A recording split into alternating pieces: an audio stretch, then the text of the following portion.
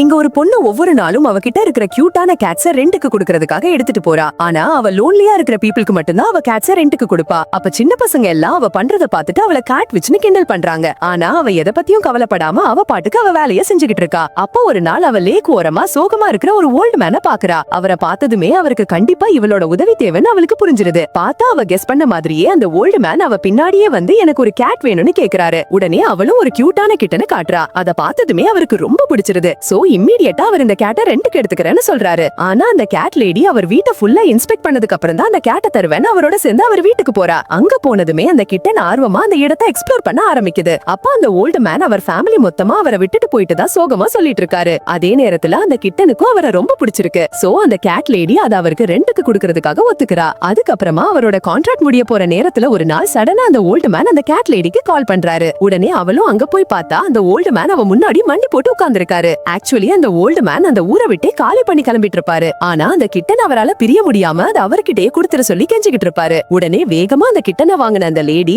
அதுகிட்ட நீ அவர் கூடவே இருக்கியான்னு கேட்க அந்த கிட்டனும் கியூட்டா கத்துது. சோ அவ யோசிக்காம அந்த கிட்டனை திரும்பவும் அவர்கிட்டயே கொடுத்துற அந்த ஓல்டு மேன் கண் கலங்கி அழ ஆரம்பிச்சிடுறாரு.